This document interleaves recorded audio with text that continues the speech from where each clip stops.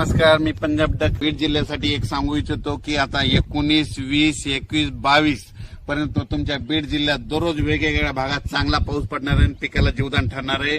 म्हणून खास करून ही बीड जिल्ह्यासाठी आनंदाची बातमी.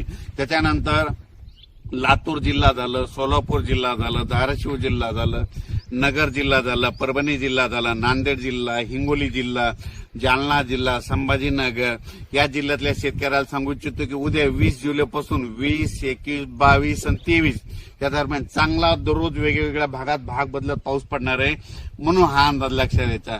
त्याच्यानंतर आपण परत विदर्भाकडे वळू. आज आहे 19 जुलै 2025. तर विदर्भ, पूर्व विदर्भ आणि पश्चिम विदर्भ 6 आणि 5 11 जिल्ह्यामध्ये म्हणजे 19, 20, 21, 22, 23 पर्यंत तुमच्या पूर्व विदर्भ आणि पश्चिम विदर्भ 11 जिल्ह्यामध्ये दररोज वेगवेगळ्या भागात पाऊस पडणार आहे आणि पिकाला जीवदान ठरणार आहे. म्हणून हे अंदाज लक्षात घ्यायचा. त्याच्यानंतर सांगायचं झालं तर कोकणात देखील चांगला पाऊस पडणार आहे. म्हणजे 19 जुलैपासून तर 23 जुलैपर्यंत चांगला पाऊस राहणार आहे. म्हणून हा अंदाज लक्षात घ्यायचा. त्याच्यानंतर उत्तर महाराष्ट्राकडे देखील सरीव सरी येत राहणार. म्हणून हा अंदाज लक्षात घ्यायचा. पण राज्यात सांगायचं झालं तर नगर जिल्हा झालं, जळगाव जिल्हा झालं, नाशिक जिल्हा झालं, त्याच्यानंतर बुलढाणा जिल्हा झालं.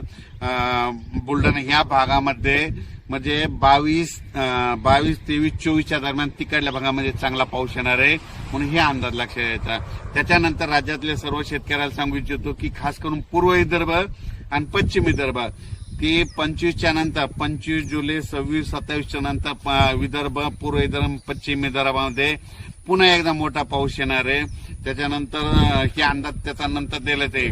पण खास करून आज 19 जुलैपासून ते 23 जुलैपर्यंत सोलापूर जिल्हा, सातारा जिल्हा, सांगली जिल्हा, पुणे जिल्हा, त्याच्यानंतर नगर जिल्हा, त्याच्यानंतर धाराशिव, बीड, लातूर, नांदेड, हिंगोली, यवतमाळ, परभणी, त्याच्यानंतर इकडे जालना जिल्हा, संभाजीनगर जिल्हा, जळगाव जिल्हा, त्याच्यानंतर बुलढाणा जिल्हा, अकोला, अमरावती, वर्धा, नागपूर, भंडारा, गोंदिया, चंद्रपूर या भागामध्ये म्हणजे दररोज वेगवेगळ्या भागात आता ह्या 19 आजपासून दररोज भाग बदलत सगळ्या जिल्ह्याला भाग बदलत पाऊस पडणार आहे. म्हणून हा अंदाज लक्षात घ्यायचा.